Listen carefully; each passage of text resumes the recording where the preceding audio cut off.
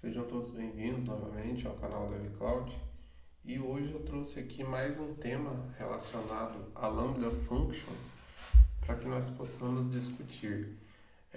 Na última apresentação que eu fiz relacionada às cotas e limites do Lambda, eu cheguei a comentar algo a respeito de falar em separado dos tipos de invocação, que seria bem relevante esse tema. Então hoje eu trouxe esse tema aqui para falar um pouco sobre os tipos de invocação que é possível com o Lambda Function, né? E qual a diferença entre eles, o que isso tem relevância quando a gente está falando em Lambda. Bom, então vamos partir aqui para o tipo de invocação. Deixa eu só pular a tela minha aqui. Então no Lambda, antes da gente começar a falar nos dois modos de invocação, o Lambda ele pode ser invocado de 5 maneiras diferentes, né? A gente pode fazer a invocação dele diretamente pelo console da AWS, né? Ali no console web, onde a gente consegue trabalhar com o Lambda ali, desenvolver. Nós podemos criar o Lambda e através dos eventos de teste a gente consegue invocar e testar ele ali. Outra maneira é utilizando o AWS SDK, né? E ali a gente tem várias linguagens, dentre elas Java, .NET, Python, JavaScript, entre outras, né? Então, através do SDK é possível também fazer a invocação do Lambda. Usar a API do próprio Lambda de Invoke ali da AWS para fazer essa chamada diretamente é possível também, né? Que aí outros serviços da AWS vão poder invocar o Lambda, né? Também é possível fazer ele via CLI, né? O Command Line Interface, né? Também ali, que para quem não conhece é através de comandos shell, né? No próprio AWS a gente consegue ativar lá o shell no console e chamar os lambdas via o CLI ou até instalar no nosso computador pessoal ali, né? Da empresa e fazer a chamada. E também via endpoint HTTP, né? Que no caso é o URL da própria Lambda, como eu mostrei ali no vídeo que foi falado sobre configuração do Lambda. A gente viu que tem uma URL ali de HTTP, né? Um endpoint do Lambda é possível utilizar também. Então essas são as formas da gente conseguir invocar o Lambda, né? E por que falar disso? Porque a gente sabe que o Lambda não é um serviço que ele é auto-inicializado, né? Ele precisa ser invocado para que ele funcione. Ele não inicia por si só. Ele tem que ser de alguma maneira invocado, né? Ou seja, chamado. Então, falando sobre isso, então vamos falar aqui das duas formas de invocar o Lambda. A gente tem a forma síncrona e a forma assíncrona. Então, a diferença entre as duas, eu trouxe apenas 2 pontos, que são talvez os mais relevantes aqui. Mas eu tenho, essas duas imagens são da própria documentação da AWS, né? Eu acho que é uma imagem bem descritiva. Então eu tenho ali no modo síncrono, né? De que maneira que eu faço isso?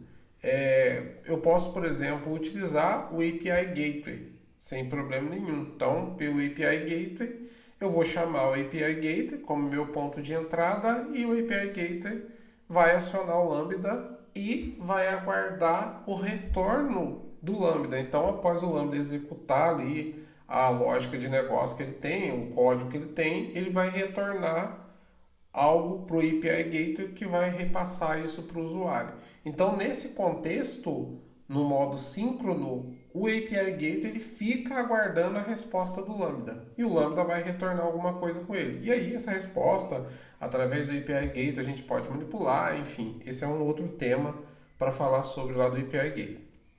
Então, e para isso, para mim usar o modo síncrono, eu também posso fazer ele via SDK, inclusive esse é o exemplo que eu vou demonstrar aqui no hands-on. Eu tenho que observar algumas coisas. Por exemplo, o payload de evento, relembrando que o Lambda ele trabalha através de eventos, né, que são um payload JSON que chega para ele. Eu posso ter no máximo até 6 megas de carga útil nesse payload. Né? Então, acima de 6 megas não vai funcionar. Eu vou ter um problema porque é o limite do Lambda. E nesse caso, no modo síncrono, é a carga máxima que eu posso mandar. E em caso de falhas, a responsabilidade de tratar isso é do cliente chamador. Né? Então, quem invocou o Lambda vai ter que tratar o erro, desenvolver uma lógica para uma nova retentativa. Caso, para não perder o evento enviado, vai ter que fazer uma lógica, né? Tratar isso de alguma forma. Então, se a gente for olhar pelo lado de vantagens e desvantagens, as, a desvantagem aqui, uma delas, e talvez bastante relevante, usando o modo síncrono é isso, né? Então, eu não tenho tratativas automáticas de falhas. Eu, como chamador, né, como usuário, cliente, eu terei que colocar essa lógica do lado de quem está chamando, né? Não seja uma aplicação, seja o que for, eu vou ter que tratar isso e vou ter que me preocupar em não ter perda de dados, se esse for um requisito, e como resolver isso. Já no modo assíncrono, a gente simplesmente chama o Lambda, passa para ele ali a carga útil, o nosso payload, e a gente não se importa mais com a resposta. Nesse momento, o Lambda só vai dar uma resposta dizendo que recebeu o evento, não mais uma resposta de processamento. Então, não tem uma espera. No exemplo aqui, a gente vê que para isso existe uma fila de eventos no meio, onde o evento chega nessa fila e fica aguardando o Lambda ficar disponível para mandar para ele. O clássico disso aqui é trigar o Lambda através de SQS, Event Bridge, Step Function, S3, entre outras coisas, né? E são os exemplos, porque são partes da chamada arquitetura baseada em evento, né? O Event Driven. Então, é muito comum usar isso aqui, e aqui a gente vai usufruir de alguns benefícios do Lambda. Ponto a se destacar, payload, aqui reduz bastante, né? Fica do mesmo tamanho do payload do SQS, por exemplo, 256 KB é o tamanho máximo que pode ter nesse payload. E em caso de falha, a retentativa já é feita de forma automática pelo Lambda. E como é que vai funcionar isso? O Lambda ele vai retentar, né? E se eu tiver, por exemplo, eu estou chamando o Lambda. Se eu estiver chamando o Lambda via API SDK, por exemplo, de forma assíncrona, que é o que a gente está falando aqui, o que ele vai fazer? Dentro do Lambda tem até essa configuração, eu passei lá, vou mostrar depois. Ele vai tentar executar, né, a lógica de negócio dele ali. Ele vai receber a primeira chamada e vai tentar retentar automaticamente mais 2 vezes. E aí ele tem um back-off exponencial. Né? O que é isso? Ele tem uma retentativa com intervalo de tempo.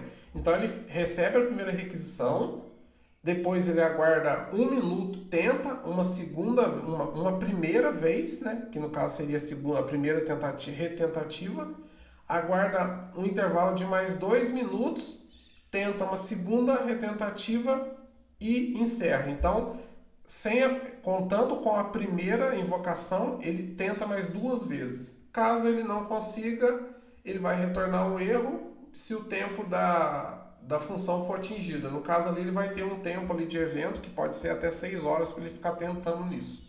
Né? Então, essa é uma possibilidade. E ali dentro do Lambda eu posso tratar para que ele direcione, por exemplo, essa mensagem para uma fila Deadlift Queue, né? Uma DLQ, para eu poder ver isso depois, ou eu posso usar o Destination para fazer alguma coisa, enfim. Agora, quando eu trigo o Lambda usando, por exemplo, o SQS, é um cenário um pouco diferente. Eu configuro no SQS, trigando meu Lambda, e é uma boa prática e uma recomendação arquitetural de eu criar uma fila DLQ, vincular nessa fila principal e definir o número de tentativas. Então o SQS ele vai tentar entregar essa mensagem para o Lambda. Enquanto o Lambda estiver retornando erro, dizendo que não conseguiu processar essa mensagem, ele vai tentar o número de tentativas que foi definido na minha DLQ, e caso ele não atinja isso, o SQS direciona essa mensagem automaticamente ali para a minha fila DLQ. E ali depois eu posso fazer a tratativa adequada para essa mensagem. Esse é o exemplo que eu vou demonstrar aqui. Então, basicamente, essas são as diferenças entre síncrono e assíncrono. E aqui a gente tem vantagens, desvantagens e cenários onde eu vou ter que utilizar essa questão. Né? Se for um cenário onde eu preciso da resposta, vamos dizer, em near real time, né? Quase em tempo real ali, eu preciso de uma resposta, eu vou ter o meu cenário síncrono. Né? Porém, eu vou ter a desvantagem que eu vou ter que trabalhar a parte da retentativa, a parte de erro. Se for um cenário onde não é um requisito eu ter a resposta imediata, é mais apropriado a gente ir para o lado assíncrono, né, para poder usufruir dessa vantagem de retentativa, de forma automatizada, a gente ter a mensagem ali direcionada para uma fila para ser guardada em caso de erro, enfim. Tem algumas vantagens e desvantagens nos dois modos e vai depender da minha necessidade para determinar qual que eu vou utilizar. Bom, então essa foi a teoria, agora eu vou trazer aqui um pouquinho do hands-on demonstrando isso. Então deixa eu voltar aqui. eu vou aqui para o meu console da AWS.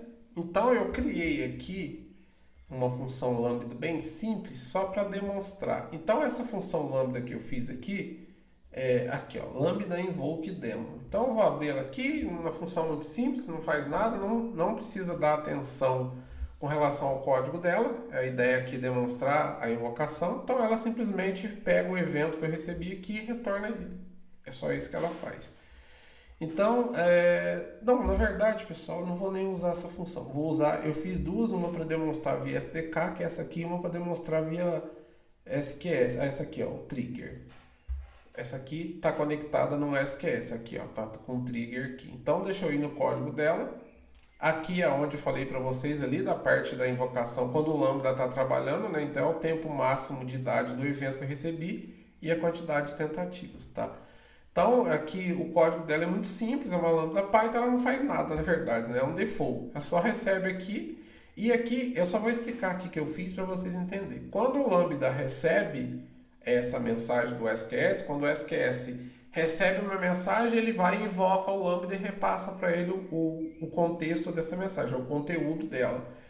Para que o SQS entenda que o lambda não conseguiu receber essa mensagem, o lambda precisa retornar para ele uma confirmação que está ok e a mensagem é excluída, ou que deu algum tipo de problema e começa o processo de retentativa por parte do SQS. E nesse caso eu preciso lançar algum tipo de exceção, né? Então aqui eu simplesmente lancei uma exceção dizendo que deu erro, né? Mas o que importa é a exceção. Então, com isso, o Lambda vai responder que não conseguiu processar a mensagem e o SQS vai tentar de novo. Então, beleza, o Lambda é isso aqui, muito simples. Aqui eu tenho o SQS, que é essa fila demo. Vou até mostrar aqui para vocês o trigger do Lambda, né? Tá aqui o nosso Lambda demo trigger. E aqui na fila de Dead Letter Kill, a fila de mensagens mortas, eu tenho aqui o número de máximo de recebimento, 3 tentativas, além daquela que eu vou fazer. E aqui a minha fila para onde deve ser direcionada caso dê errado. Então, essa é a configuração, não tem nenhum mistério, é tudo default, eu não me preocupei em fazer nada mais. Então vamos lá, eu vou pôr aqui a mensagem e deixa eu ir no Lambda, eu vou abrir aqui os logs para a gente acompanhar isso acontecendo. Então eu vou visualizar no CloudWatch, que é mais para a gente conseguir ver esse processo acontecendo na prática. Então deixa eu ver aqui, não tem nenhum log, né? A gente não executou ainda. Então só relembrando aqui da arquitetura, isso aqui é uma boa prática quando eu estou trabalhando com um processo assíncrono, eu ter essa fila de mensagens mortas, né? Para que caso dê errado a entrega dessa mensagem, ela seja direcionada, ela saia da fila normal de mensagens normais para não ficar retentando eternamente. Eu direciono ela para uma fila e depois eu faço uma tratativa para isso. E aí depende muito da necessidade do negócio. Então vou colocar aqui, ó, teste 1, 2, 3 e vou enviar essa mensagem. Pronto, ela foi enviada, vou para o CloudWatch. Vou acompanhar os logs, tem um delayzinho, porque esse log é de forma assíncrona. Chegou o log, a função foi invocada. Então vamos acompanhar o que está acontecendo no log. Deixa eu até dar um zoom aqui. Bom, chegou a mensagem, tá aqui o recebimento dela. Eu pus aqui um print só para a gente ver, né? Tá aqui o que importa, é isso aqui, é o body, né? O resto aqui todo faz parte do payload padrão do SQS que ele envia para o Lambda, no meu evento.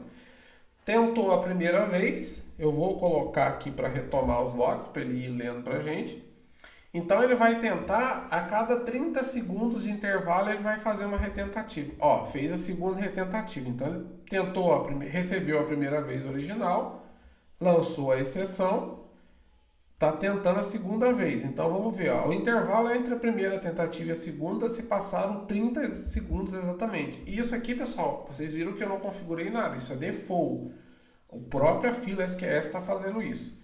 Então tentou uma vez, não mandou a primeira vez, não conseguiu, fez a primeira retentativa, está aguardando os 30 segundos, tentou mais uma vez aqui, a segunda retentativa, vai aguardar de novo os 30 segundos, que é uma maneira de dar um tempo dos próprios serviços se recuperar, caso seja uma falha temporária, porque não ficar chamando em seguida, sem intervalo é considerável, não vai adiantar porque o serviço não vai dar tempo de recuperar. Agora, dando um intervalo, é o tempo que o serviço pode se recuperar e dar certo a mensagem. Então, mais claro que eu defino um nível, um limite de tentativa, e essa pode ser entre 1 e 1000 vezes.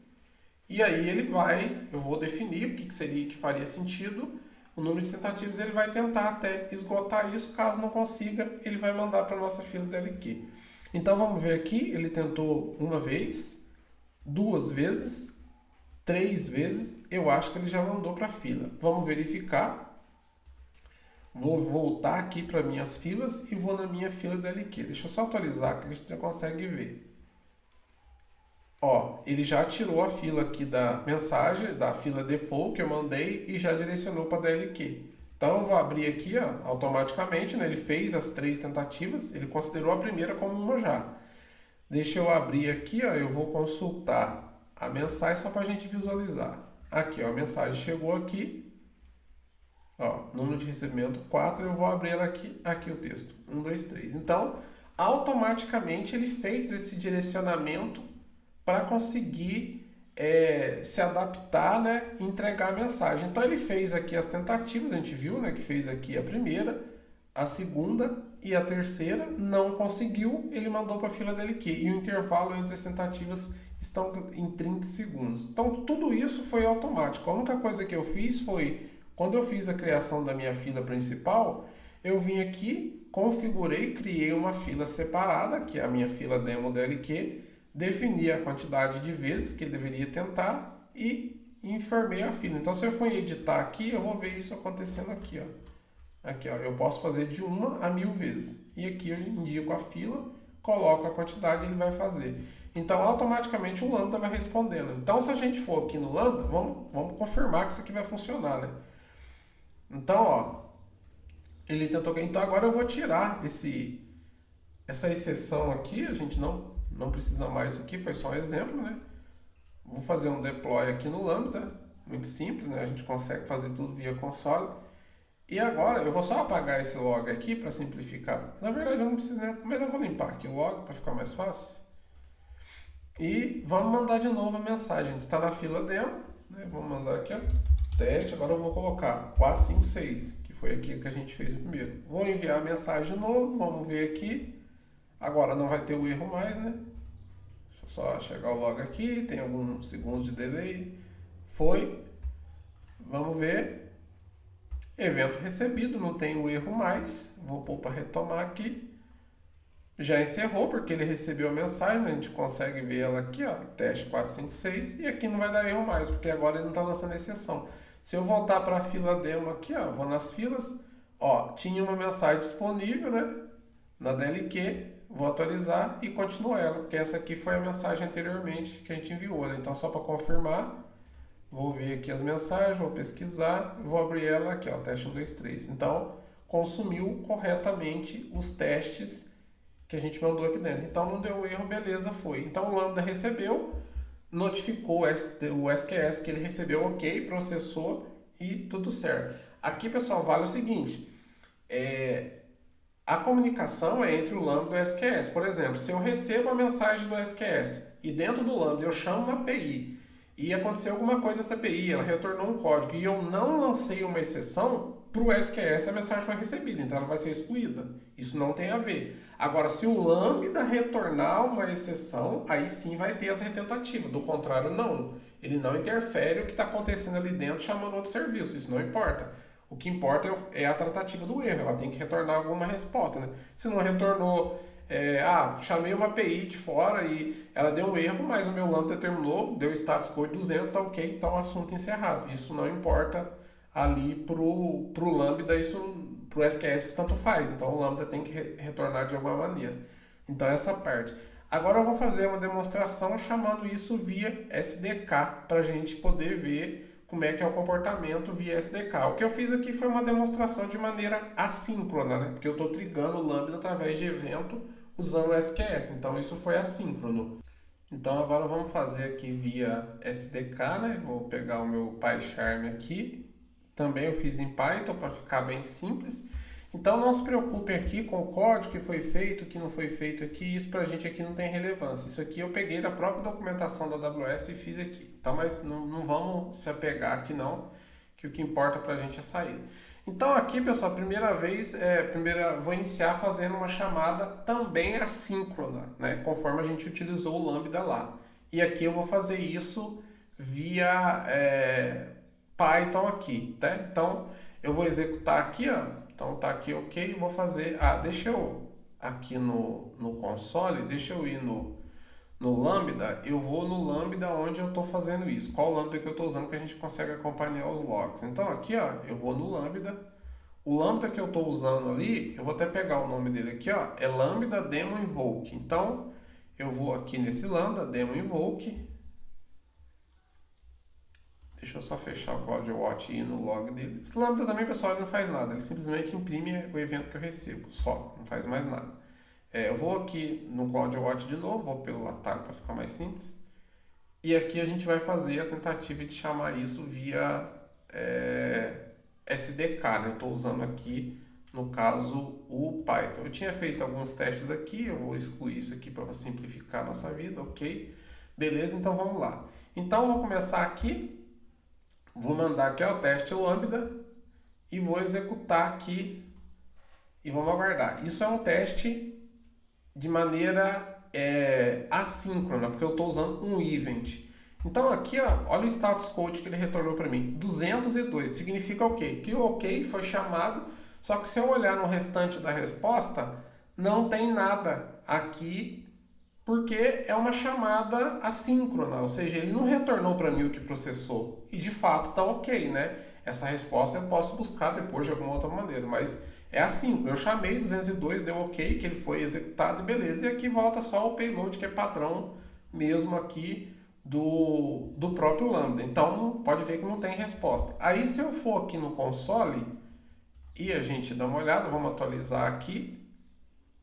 Tá aqui o log. Eu vou abrir, deixa eu só tirar essa aqui. Aqui, ó, teste Lambda event, né? Que é o que eu estou fazendo aqui. Eu estou mandando essa mensagem aqui, ó, o invocation type. Então, chegou aqui, ó, ocorreu tudo bem, beleza, né? Mas eu não tenho nenhuma resposta, porque é assíncrono. Eu só mandei a mensagem e o Lambda foi processar e para mim encerrou o assunto. Então, deixa eu só voltar aqui. Eu vou excluir isso aqui para a gente fazer uma chamada assíncrona. Então, deixa eu apagar aqui para ajudar a ver. Limpei aqui e agora eu vou mudar para o modo assíncrono. Então, vou comentar aqui e eu vou tentar agora com o modo síncrono, que é um request response. Então, beleza, troquei ali, vou chamar. Invocou o Lambda, status code 200, buddy, e agora sim ele retorna para mim, porque eu estou fazendo do formato no modo síncrono, ou seja, eu aguardo a resposta ser retornada, e é o que o Lambda faz. Eu chamo ele, passo para ele o meu payload ali, né, respeitando o limite dos 6 megas, e fico aguardando. Eu estou chamando direto aqui, via SDK, claro, antes eu configurei aqui toda a parte de credencial para conectar na AWS, né? Não mostrei isso para vocês aqui porque não é o objetivo do vídeo, mas eu chamei e fiquei aguardando e ele me respondeu. Então vamos confirmar isso lá no Lambda, aqui a resposta. Então a gente vem aqui, vamos pegar os logs, tá aqui, e aqui a gente pode ver, ó, ele chamou e retornou para mim exatamente a mesma resposta. Eu fiz um print aqui nela só para a gente ver, ó. E aqui no console do PyCharm está aqui a resposta que ele fez, status code 200. Então significa que ele executou e retornou a resposta do Lambda, porque o Lambda nada mais faz do que retornar para a gente esse payload aqui, que é muito simples. Aqui, deixa eu só ver, essa aqui mesmo, tá vendo aqui? Ó, eu simplesmente dou um 200, hello Lambda, e acho que eu estou até aliás, desculpa pessoal, esse aqui é o trigger, nesse aqui, ó. Eu faço aqui para ele o print, né, que está aparecendo lá nos logs, que simplesmente faço um 200 de status code retorno e imprima aqui o que chega no evento. Então, ele retorna. Então, pessoal, é isso que eu queria demonstrar. O vídeo está ficando um pouco longo, eu vou encerrar. Mostrar a diferença dos dois formas de invocar o Lambda, o síncrono e o assíncrono, as características, né, as limitações que isso tem, as vantagens e desvantagens, e aqui na hora de avaliar qual dos dois utilizar vai depender do caso de uso ali, né, do que a gente está querendo fazer e entender se faz sentido usar um ou outro e as vantagens que cada um tem e se faz sentido utilizar. Então era isso para esse vídeo, espero que tenha gostado, até a próxima.